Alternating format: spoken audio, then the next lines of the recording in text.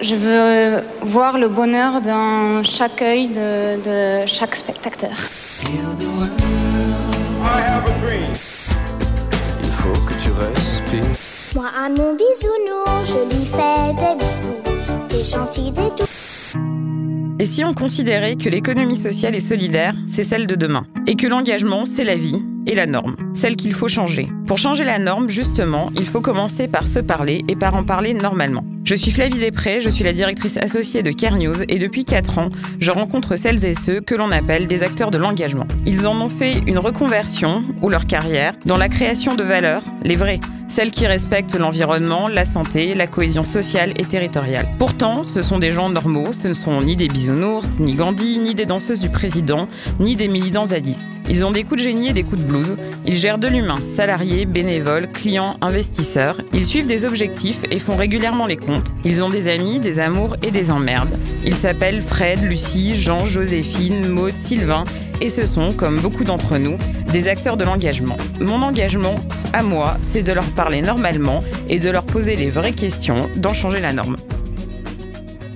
Avec Donia Swadamamra, Changer la norme parle enfin de bouffe. Si vous connaissez déjà un peu l'économie sociale et solidaire, vous avez forcément entendu parler de Meet My Mama, le traiteur de Mama du Monde, qui régale beaucoup d'événements du secteur et certains grands groupes. Donia, vous en êtes la cofondatrice. Vous êtes un produit de la méritocratie de ce que l'on appelle l'ascenseur social. Grâce aux conventions d'éducation prioritaire, vous avez intégré Sciences Po Paris. Ensuite, vous êtes partie aux États-Unis, vous avez été assez marquée par des expériences de bénévolat. Vous êtes devenue consultante, vous étiez intéressée par la nourriture dite du monde et l'entrepreneuriat vous trottait dans la tête. Vous rencontrez Lumnak Sibi, avec qui vous avez créé Mama's Cooking. Par la suite, vous avez été contacté par Youssef Oudaman, qui est devenu votre 3e associé et qui, lui, avait de son côté créé Mama's Kitchen, des restaurants éphémères. Meet My Mama était né. C'est un traiteur qui propose des prestations culinaires aux entreprises. Elles sont réalisées par des femmes, au foyer ou non, issues des migrations ou réfugiés. L'objectif, c'est de donner le pouvoir aux mamas. C'est de leur donner les outils nécessaires pour trouver un emploi rémunérateur, la motivation pour atteindre leurs objectifs et de favoriser la parité économique. Donia, vous êtes une entrepreneure, vous êtes une jeune femme, vous êtes une foodie, vous êtes engagée. Vous avez les 4 qualificatifs pour être mon invité miroir.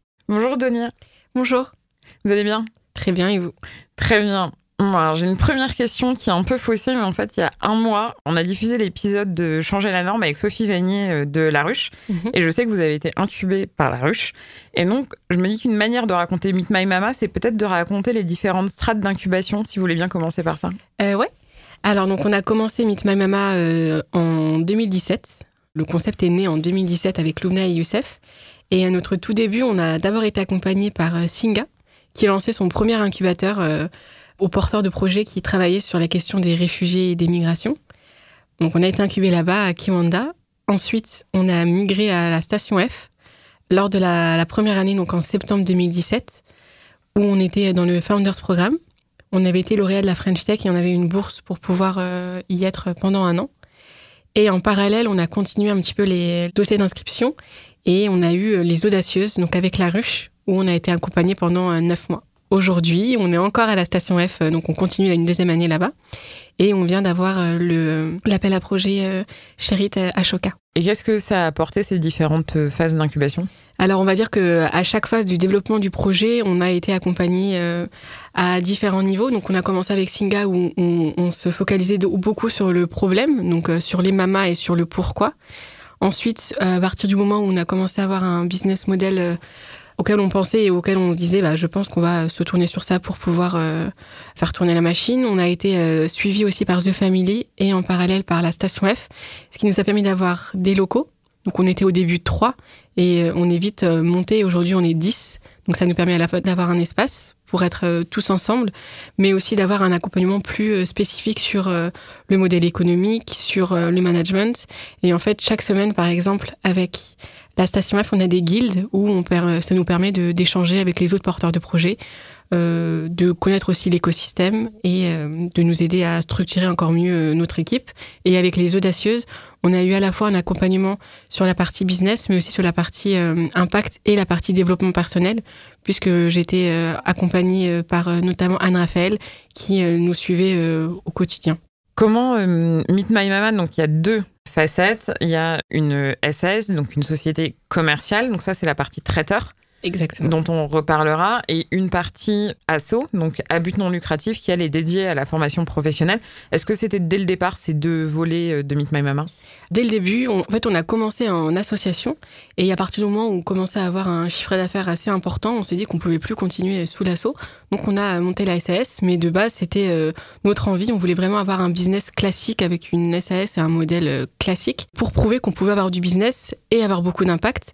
Et la partie impact, elle est née avec l'association qui nous permet d'inspirer, d'accompagner, de former toutes les femmes qui souhaitent vivre de leur passion pour la cuisine. Et comment elle se finance, cette association ? Aujourd'hui, elle est financée par des dons et du mécénat, donc d'entreprises. On a tout de suite, dès le début, la fondation Carrefour qui nous a accompagnés financièrement. On a également eu Accenture, Tenzing qui nous ont aussi fait des dons. Aujourd'hui, on est sur les financements aussi européens avec Fatima qui gère toute la partie fundraising. J'ai oublié de dire aussi avec Entreprendre et Plus qui nous a bien aidé sur la partie dons aussi. Et sur la partie SAS, vous avez été à l'équilibre au bout d'1 an.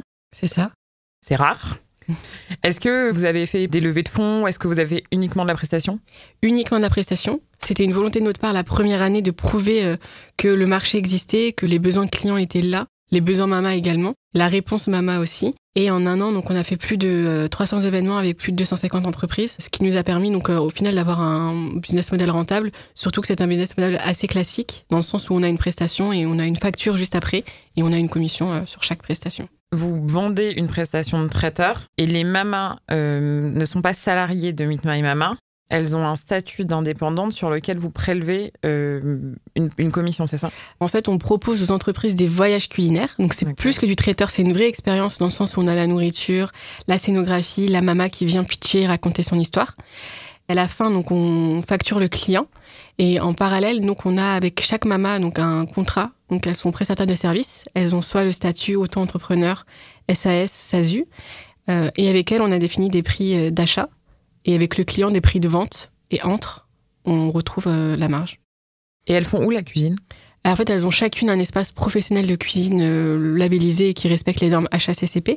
Et pour celles qui n'en ont pas, on a depuis maintenant 1 semaine un espace cookworking pour les femmes qui peuvent venir et louer à tarif préférentiel. Et donc ces mamas, elles gagnent leur vie, c'était pas forcément, vous le raconterez mieux que moi, mais c'était pas forcément, elles ne travaillaient pas, ou elles cherchaient à travailler mais peut-être ne trouvaient pas. Et donc vous avez pris ce biais culinaire pour leur trouver un emploi et une structure d'autofinancement. Et vous en avez combien des mamas hébergées, réunies par Meet My Mama ? Alors aujourd'hui, sous l'association Empower My Mama, on a plus de 250 femmes partout en France qui sont entrées en contact avec nous et qu'on commence d'abord par inspirer, donc avec des articles, des vidéos, plus tard des podcasts, pour faire entendre leur voix et inspirer toutes les femmes où qu'elles soient. Ensuite, on va les former et on a des promos en fait de Mama. Par la suite, on leur trouve des opportunités professionnelles dans la cuisine et notamment sur la partie traiteur. En fonction du profil de la mama, on a une histoire différente. On a par exemple des femmes qui étaient vraiment femmes au foyer, qui travaillaient pour le coup pas et qui justement cherchaient à s'épanouir dans la cuisine et donc là sont devenues traiteurs. On avait d'autres femmes qui avaient déjà un restaurant ou une activité traiteur et qui avaient du mal à trouver des clients. Et enfin, on a des femmes qui étaient, par exemple, Marina, d'origine brésilienne, elle travaillait en ambassade. Et en fait, du jour au lendemain, elle s'est dit, mais en fait, moi, ce que je veux faire, c'est la cuisine. Et donc, elle s'est reconvertie en fait professionnellement et elle a monté son entreprise traiteur. Et vous avez quel impact sur les femmes entrepreneurs ? Alors aujourd'hui, on a, j'ai plus la stat en tête, mais déjà toutes les mamas entre guillemets sont devenues entrepreneurs. Elles sont toutes formées à l'entrepreneuriat entre guillemets, dans le sens où on a un petit peu comme un incubateur et un accélérateur, puisqu'on les accompagne à la fois à monter leur statut, donc que ce soit auto-entrepreneur, SAS, SASU. On crée des liens avec des structures qui les accompagnent déjà, par exemple Positive Planet, qui eux font toutes les semaines des formations à l'entrepreneuriat, forment nos mamas avec notre cahier des charges pour qu'elles puissent avoir toutes les infos et pour monter sereinement un statut. Ça rapporte combien de devenir traiteur Meet My Mama ? J'imagine que ça dépend du nombre de prestations, mais vous avez une grille salariale ? Ça dépend, mais ça, en une prestation, en fonction du nombre de personnes, ça peut être entre 100 € et 3 000, 4 000. C'est déjà arrivé d'avoir 3 000, 4 000 € sur une seule prestation. Et comment est-ce que vous surveillez leur approvisionnement, les normes de cuisine ? Est-ce que c'est vous qui êtes responsable ? Alors oui, en fait, on a déjà de base recruté quelqu'un en interne qui gère toute cette partie, qui s'appelle Sarah, et qui gère toute la partie hygiène, sécurité alimentaire, qui elle a été formée à la norme HACCP. Donc chaque mama a déjà la certification HACCP, elles sont obligées de l'avoir. C'est notamment à travers la Mama Academy qui leur fournit notamment les cours pour avoir la certification. Ensuite, elles réalisent des audits internes, donc chaque semaine, pour vérifier que tout est en norme, ou d'un point de vue cuisine et d'un point de vue fournisseur. Elles travaillent aussi avec elles pour les référencer et connaître bien sûr tous les allergènes pour chaque ingrédient. Et on a une charte alimentaire où on préconise aussi le bio et où on les accompagne à avoir un tarif préférentiel, par exemple avec des AMAP, des produits bio. Vous avez un modèle de commission et d'emploi de personnes en auto-entrepreneur qui rappelle un certain modèle récent qui est celui qu'on appelle globalement de l'uberisation. Comment est-ce que vous parez les travers de ce système-là ? Alors déjà, pour commencer avec le parcours d'empowerment, donc Empower My Mama. Donc après avoir été inspirées, elles sont formées. Et aujourd'hui, quand on parle d'ubérisation, c'est quand on laisse, entre guillemets, des chauffeurs un peu livrés à eux-mêmes, que nous, déjà, on s'assure de leur bien-être, du fait qu'elles aient tous les outils et toutes les connaissances pour monter leur statut. Donc, elles savent exactement ce que ça veut dire être auto-entrepreneur. Ensuite, on est aussi là pour les accompagner à trouver d'autres clients. Le but étant qu'elles soient autonomes et indépendantes aussi financièrement et qu'il n'y ait aucune dépendance économique. Nous, on surveille aussi le nombre, leurs clients et le nombre de prestations qu'elles ont pour pas avoir un ratio qui fait qu'elles soient dépendantes de nous. C'était qui le premier client de Meet My Mama ? Le premier client, je crois que c'était Ticket for Change. Aujourd'hui, vous avez combien de clients ? Alors aujourd'hui, on en a plus de 400 en base. Et vous êtes 10 pour gérer ça ? On est 10, ouais. Et on continue à recruter. L'appel est passé. Comment est-ce que vous gérez de travailler avec des très gros groupes quand vous-même, vous êtes une petite structure ? Alors en fait, on va dire qu'avec les grands groupes, ça se passe vraiment bien. En général, on arrive en entreprise, ou surtout au début, c'est ce qu'on faisait pour chaque événement. On allait sur place pour pitcher et raconter l'histoire de Meet My Mama, l'histoire des mamas. Ce qui nous permettait d'avoir un vrai lien avec, ça pouvait être l'assistante de direction, un responsable marketing, voire le directeur général. Ce qui nous permettait d'avoir un vrai lien avec la personne et de vraiment lui transmettre les valeurs, les principes de Meet My Mama. Et aujourd'hui, c'est pour beaucoup devenu des amis. Enfin, on les tutoie quasiment. Enfin, tous les clients, on les connaît très bien, on les appelle. Quand on fait des événements, ils sont vraiment contents d'héberger l'initiative. Donc, ça devient un événement en entreprise. Et par exemple, pour les 20 ans de Google, donc on était en lien avec le directeur général qui, en fait, avec Google, on avait gagné une campagne publicitaire. C'est lui qui a décidé de nous mettre en avant lors des 20 ans. Et on a réalisé le dîner en collaboration avec le traiteur Potel et Chabot. Et c'est Mama Soraya qui a fait la carte, qui a formé les chefs de Potel et Chabot. Et comment est-ce que vous articulez le rapport avec ces gros clients et le mécénat qu'ils donnent pour l'association ? Est-ce que ce sont les mêmes ou est-ce que vous démarchez différemment ? Ce n'est pas les mêmes. Pour la partie association et les mécènes qu'on a eu, donc il y a eu Entreprendre et Plus, qui est une fondation qui fait des dons pour les associations et les entreprises à impact. Ensuite, on a eu la fondation Carrefour. On est aussi en lien avec Carrefour, mais c'est des personnes différentes. Après, en général, les entreprises connaissent aussi les gens qui nous soutiennent d'un point de vue association. Mais ça serait pas plus simple que les gens qui vous mécènent deviennent aussi vos clients ? Ça devient nos clients aussi. J'ai oublié de le dire, mais c'est aussi directement nos clients. Sur la partie commerciale, parce que je crois que c'est votre cœur de métier, est-ce que l'insertion, c'est un argument de vente auprès des grandes entreprises ? Déjà, nous, on ne parle pas vraiment d'insertion, puisque pour nous, l'insertion, c'est seulement une brique de l'empowerment. On préfère parler d'empowerment, puisqu'on commence vraiment d'abord par inspirer et que toutes les femmes, elles aient le déclic. Rien que ça prend du temps et ça nécessite aussi d'avoir des outils, des bons outils pour le faire. Ensuite, on va les former, les accompagner, puis leur trouver des opportunités professionnelles, tout en, au quotidien, les former et les accompagner pour qu'elles puissent monter en compétences. Par rapport aux entreprises, en fait, les entreprises qu'elles recherchent, c'est bien sûr le dépaysement, la découverte culinaire et culturelle, mais c'est aussi le fait d'avoir de l'impact.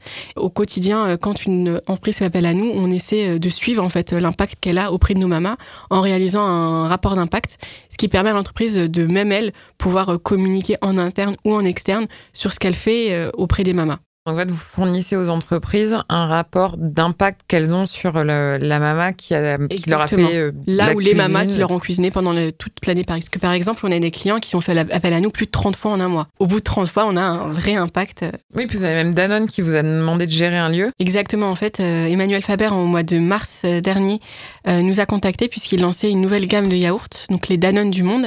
Ils avaient besoin d'aide à la fois sur la communication et ont demandé à nos mamas d'être les ambassadrices des yaourts, mais également de les accompagner sur un nouveau concept. Donc, ils ont voulu faire un nouveau type de marketing en ouvrant un lieu physique pour promouvoir les cuisines et cultures du monde.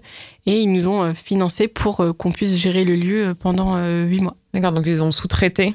Exactement. La gestion et l'animation de Voilà, ils nous ont donné des moyens financiers pour qu'on puisse payer les toits et embaucher des personnes compétentes pour nous accompagner à le gérer. Plus globalement, sur l'ESS, parce que vous êtes très impliqués, vous prenez souvent la parole, vous ou vos deux associés. Je dois dire par transparence que vous m'aviez demandé de venir à 3, mais c'est pas gérable dans un podcast de 20 minutes, mais je pense aux fois suivantes. Qu'est-ce que vous pensez qui doit changer? Parce que vous avez monté votre boîte, vous êtes nombreux à le faire, les entrepreneurs sociaux, mais quels freins vous avez rencontrés, que vous avez envie, quel verrou vous avez envie de faire sauter? Alors, je dirais qu'il y en a deux. Le premier, c'est on a fait beaucoup, donc, comme on dit tout à l'heure, d'incubateurs. Et ce qui nous a manqué lors de cet accompagnement, c'est le fait de nous dire et de nous montrer qu'est-ce que ça voulait dire être chef d'entreprise. Puisque, par exemple, tout ce qui est en lien avec le juridique, l'administratif, les finances, on nous explique pas forcément comment faire et c'est à nous, en fait, de trouver. Et d'un point de vue aussi avec étatique, on pense qu'il serait intéressant d'avoir, un peu comme les avocats commis d'office, un avocat commis d'office, un comptable commis d'office, puisque la première année, elle est difficile, on n'a pas forcément les moyens de les payer. Si on favorise l'entrepreneuriat, on devrait vraiment le favoriser et leur donner vraiment, nous donner vraiment tous les outils pour le faire, entre guillemets, plus sereinement. L'autre frein, entre guillemets, je dirais que ça a été de prouver qu'on pouvait avoir de l'impact et être un business classique, puisqu'en général, quand on veut être utile et avoir de l'impact, on nous dit de ne pas viser très grand, alors qu'au final, plus on vise grand et plus on se dit qu'on va avoir un business où on va gagner beaucoup d'argent, c'est là où on aura plus d'impact. Vous avez des collectivités ou des structures publiques qui sont clients? Ouais, on a des ministères, on a la mairie de Paris. Et ça se passe bien? Ça se passe très bien. Il n'y a pas de problème d'appel d'offres il y a toujours un parcours pour être référencé, mais on arrive souvent à le déjouer ou en tout cas après à rentrer pour pouvoir être officiellement référencé. Pour ces mamas, si elles vous avaient pas rencontré, qu'est-ce qu'il faut faire d'autre? Parce que tout le monde ne sait pas cuisiner. Donc si on ouvre le champ... le champ des possibles, il y a énorme... tout le monde a un talent, les mamas beaucoup. Donc je dirais qu'il y a par exemple la couture. On sait qu'il y a beaucoup de femmes qui savent très très bien coudre. En France, c'est assez cher de trouver, et assez rare en fait de trouver de bons couturiers qui arrivent vraiment à comprendre. Donc je pense que la couture, c'est un autre talent. Quoi d'autre? Il y en a tellement en fait que je peux pas tous les citer, mais il y en a beaucoup. En restant sur les questions économie sociale et solidaire, est-ce que vous avez choisi d'être labellisé? Non. Encore une fois, parce qu'on veut prouver qu'on peut être une SAS classique et qu'on n'a pas besoin d'avoir un label quelconque pour prouver qu'on peut avoir de l'impact et qu'on aura d'impact. Oui, après, les labels, il n'y a pas que dans la preuve, c'est aussi un engagement qu'on prend. Vous avez pris certains engagements chez vous en interne qui pourraient ressembler à ceux d'un label? Déjà, je dirais tout le parcours d'empowerment qu'on fait, qui est obligatoire pour toutes les mamas et qu'on suit très scrupuleusement. Donc déjà, ça, pour nous, c'est entre guillemets notre label. Et ensuite, toute la mesure d'impact qu'on essaie de faire aussi auprès des entreprises, on veut un peu créer notre propre label, entre guillemets, à impact. Et en interne, au niveau de vos collaborateurs? Déjà, tous ont choisi Meet My Mama à la fois pour la partie business, mais aussi pour la partie impact. Et tout le monde est attaché aux mamas et crée un vrai lien avec les mamas. Et en termes de management ou de rémunération, vous êtes aussi dans cet esprit-là? Ouais, d'un point de vue rémunération, on rémunère tous nos salariés en commençant au même... tout le monde a le même salaire, quelle que soit l'école, le parcours. C'est transparent, donc tout le monde sait, entre guillemets, ce que gagne l'autre, puisque c'est la même chose de toute façon. Ensuite, on est ouvert à tous les profils. On n'est pas là à regarder les écoles, etc. Enfin, c'est pas du tout quelque chose qui... Ils ont tous le même âge? Non. Mais ils gagnent tous la même chose? Ouais. Ah, c'est rare. Ouais. Et ça se passe bien? Très bien. D'accord, c'est très étonnant. J'avais jamais entendu, parce que souvent il y a des échelles ou des grilles, mais... Après, c'est à peu près la même tranche d'âge, je dirais, entre 23 et 29 ans. D'accord, oui, plutôt jeune. Mais bon, certains ont plus d'expérience que d'autres, et pour autant, beaucoup ont fait des, entre guillemets, sacrifices pour nous rejoindre, savaient qu'ils n'allaient pas avoir forcément le même salaire, mais étaient quand même convaincus qu'ils pouvaient avoir encore plus d'impact, et nous aider justement à aller plus loin pour pouvoir avoir un bon salaire. Les mamas, vous avez donné les prix des prestations, mais elles ont des différences ou c'est pareil, tout le monde gagne la même chose? Ça dépend des mamas. Il y a certaines sont disponibles entre guillemets tous les jours, d'autres sont disponibles une fois par semaine, d'autres ont d'autres clients, donc elles n'ont pas forcément le temps tous les jours, donc en fonction de la mama et de son profil. Et vous avez des projets pour Meet My Mama, des projets supplémentaires? Alors là, on réfléchit donc à lever un peu d'argent pour pouvoir continuer à structurer au mieux notre équipe, l'entreprise, et commencer à réfléchir à aller dans d'autres villes, parce qu'on a beaucoup de demandes à la fois des mamas, mais aussi des clients d'entreprise. On a par exemple déjà testé à Metz, et là on recommence à Lyon et à Londres. Et on a aussi beaucoup de mamas qui nous appellent tous les jours. L'autre projet, c'est aussi de finaliser la construction de notre plateforme technologique en interne, qui va nous permettre à la fois d'avoir encore plus de prestations et de les gérer opérationnellement encore plus simplement, et surtout de permettre aux mamas d'avoir un accès encore plus simple pour pouvoir monter et gérer au mieux leur entreprise traiteur. D'accord, donc une plateforme interne de commandes. Les clients passent commande dessus et vous, ça vous permet de dispatcher les commandes. Et voilà, exactement, et une plateforme aussi pour les mamas, pour qu'elles puissent gérer les commandes au quotidien. Donc là, vous cherchez des fonds, de la levée de fonds financière pour la SAS. C'est ça. Super, des beaux projets alors avec l'essaimage et la food tech. On va finir par les petites questions du tac au tac. La première, classique, entre loi Pacte et raison d'être. Quelle serait justement votre raison d'être si elle n'existe pas déjà ? Alors, ma raison d'être, on va dire que moi, je me suis toujours dit que j'avais une mission sur Terre et c'était d'avoir de l'impact. Donc, ma raison d'être, ce serait ça. L'homme ou la femme politique que vous voudriez convaincre ? J'ai aucun homme politique à convaincre. J'en ai aucun à convaincre. La taxe que vous aimeriez inventer ? La taxe que j'aimerais inventer, je dirais la taxe à impact, justement, pour savoir au quotidien comment les entreprises arrivent à avoir de l'impact. Le patron du CAC 40 que vous pourriez être ? Le patron du CAC 40, j'avoue que j'ai pas encore pensé à... En fait, j'ai un peu de mal à... J'idéalise pas vraiment les autres et encore moins les gens, entre guillemets, ultra importants. Les directeurs, ils ont tous des parcours inspirants, mais après, de me dire, moi, j'aimerais être comme, j'en ai pas. La start-up que vous auriez aimé inventer ? La start-up que j'aurais aimé inventer... dans l'équipe, on aime bien McDo, ce n'est plus une start-up, mais ça a été au tout début une start-up. Et on a trouvé que le concept était très novateur, en tout cas à l'époque. Oui, après, c'est un peu décrié quand même, McDo, en termes de... Oui, mais c'est comme tout. C'est comme tout, rien n'est donc noir. De faire un McDo My Mama à échelle internationale. Et la somme pour laquelle vous tairiez un scandale politique ? 0. Merci beaucoup. Merci. Merci d'avoir écouté jusqu'au bout cet épisode. Changer la norme, le podcast de Care News se retrouve sur SoundCloud, iTunes, Spotify et partout la technologie à l'heure de nous mener. N'hésitez pas à nous suggérer des invités, à faire des commentaires, à diffuser autour de vous et à noter le podcast afin de vraiment changer la norme. Merci.